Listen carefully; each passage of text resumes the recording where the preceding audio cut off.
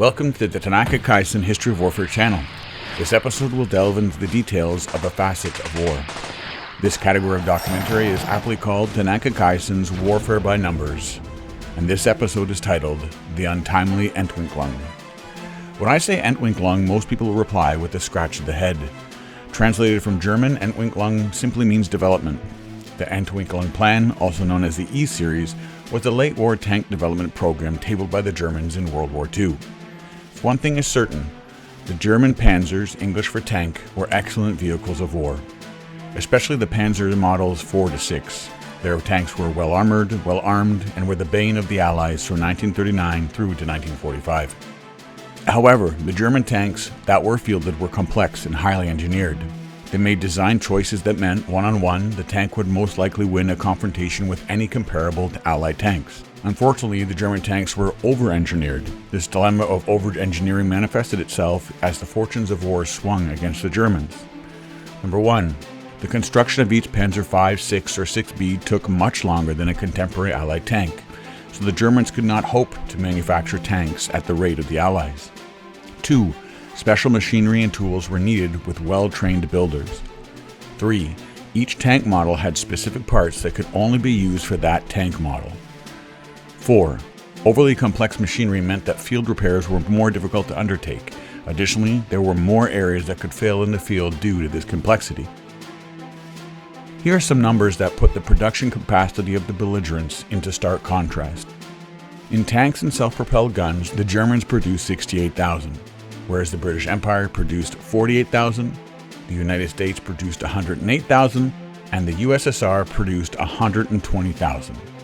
Obviously, these numbers belie the types and models specifically, whereas the Germans produced the best medium and heavy tanks in 1944 and 1945. No matter how good the tanks were, if each tank was outnumbered 10 to 1 or 50 to 1 in a battle, the German tanks could not hold their own.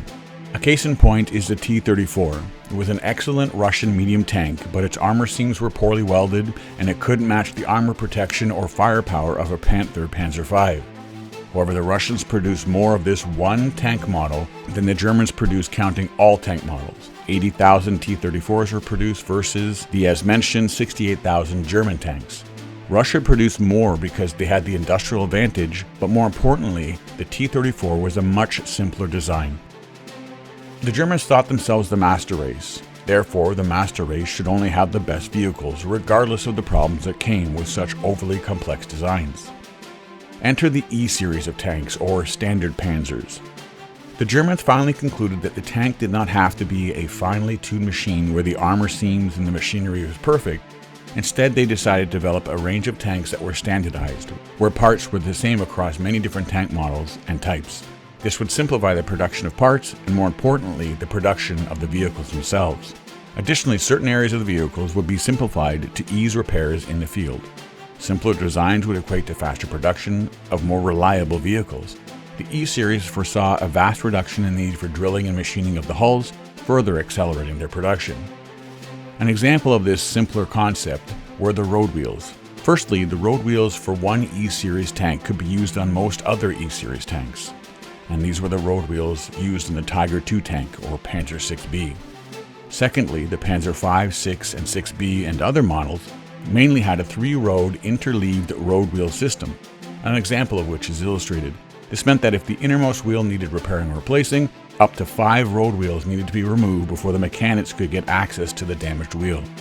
Yes, having more road wheels meant a better ride and smoother suspension, but not at the cost of long repair times and a larger amount of steel required for each tank's production.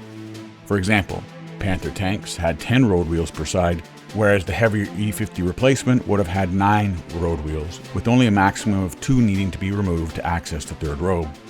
Since the E-series of tanks was not put into production before VE Day, we can only speculate as to the true ability of this program's tanks. On paper, the E-series would have been a group of very capable fighting vehicles. The E-series was classified by weight. The E10 was to be between 10 and 25 tons. The E25 was to be between 25 and 50 tons. The E50 was to be between 50 and 75 tons. The E75 was to be between 75 and 100 tons. And the E100 was to be over 100 tons. All E-Series tanks did away with the heavy and complex torsion bar suspension system. It is also interesting to note that these tanks were planned to be developed with infrared targeting systems to vastly improve the E-Series tank's ability to fight at night. The E-Series of tanks would most likely have been the most reliable battlefield tanks fielded by the Germans due to the simpler approach to the designs as well as the advances in technology. A special thanks to Wargaming and World of Tanks for the images of just what some of these tanks may have looked like. Knowing that these tanks never existed past the drawing board, I have played 4 of the vehicles of the E-Series and can report back some information. Granted, these reports are derived from an in-game experience, and the tank's fictional performance is at the mercy of the game developer's choices. I have pitted these tanks against all sorts of adversaries in game. The E-10, E-25. Both the E-10 and E-25 would have been low-profile tank destroyers, with the E-10 being only 140 centimeters or 55 inches tall. The E-25 was to be armed with the 75mm PaK-42 L-70 gun. Both of these tank destroyers would have been fast, maneuverable, and hard to see on the battlefield. In-game, the E-25 is a tough nut. It is very fast and very maneuverable. It can be firing on a target 1 minute and then be repositioned halfway across the map very quickly. There are not many tank destroyers that can move like the E-25. The 75mm gun hits hard and reloads very quickly, allowing the tank commander to put a lot of lead on a target in a short span of time. Unfortunately, heavily armored targets cannot be readily damaged by the E-25's 75mm gun. Protection-wise, these vehicles leave a lot to be desired. The commander needs to plan on finding dense cover from which to fire from. The tank's low profile definitely helps in this regard. The E-10, however, is not in World of Tanks. The E-50 would have been the German standard medium tank moving forward. It would have been fast, at upwards of 60 miles an hour, and carried most probably the 88mm gun or the 105mm gun. Like most medium tanks at the time, it was meant to infiltrate and outflank enemy forces. The E-50 was similar in size to the Tiger II, but more lightly armored. In-game, the E-50 plays the role of a medium tank with aplomb. It is a great balance of firepower, durability, and speed. The sloped armor provides the tank with the ability to deflect damage from other medium tanks. Against heavy tanks, the E-50 needs to find a defilade position or reposition frequently to keep their foes on their toes. Its speed definitely helps in this regard. Both the 88mm and the 105mm guns have great accuracy and hitting power. The turret's cross-section is narrow and makes the enemy's job difficult when trying to penetrate the frontal turret armor. The turret itself is quite cramped and would have probably caused issues in the field. As mentioned, the E-50 would have weighed between 50 and 75 tons. Its closest German rival was the Panther, which weighed in at 45 tons. The E-75 would have been the standard German heavy tank, replacing the Tiger II or King Tiger Panzer 6B. Its dimensions were nearly identical to the E-50 and therefore the Tiger II. Although the same dimensions as the E-50, the E-75 had an additional set of road wheels to increase the track-to-ground contact length, therefore improving the suspension marginally. Additionally, the E-75 was more heavily armored than the E-50, hence the 20 to 30 ton weight difference. The E-75 would have been armed with either the 88mm or the 105mm gun. As mentioned, the E-75 would have weighed between 75 and 100 tons. Its closest German counterpart was the Tiger II, which weighed in at 69 tons. In-game, the E-75 is a force to be reckoned with. It is markedly slower than the E-50, but it is a heavy tank after all. The frontal armor is superb and sloped, allowing for glancing shots off the hull. The E-75 is equally adept at brawling up close and targeting adversaries from afar.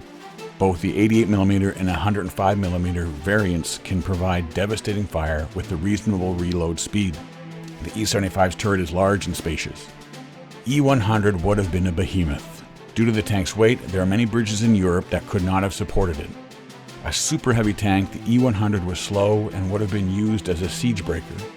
It was planned to outfit this tank with a 128mm gun or possibly a 150mm gun.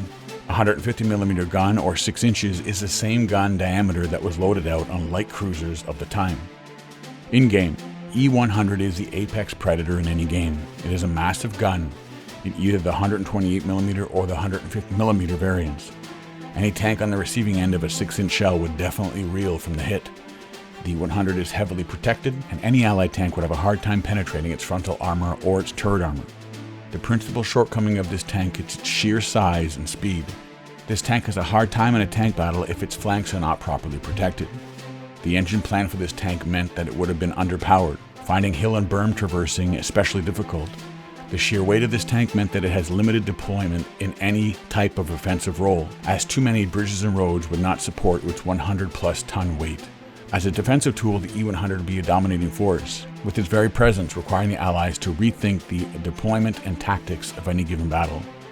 Now obviously World of Tanks misses two very real deciding factors in any real-life tank battle scenario: infantry with their anti-tank weapons and aircraft. Both of these factors would have made the life of the crew of the large and slow E-100 especially difficult. Ultimately, the E-Series or Standard Panzer were never actually produced before the war in Europe ended.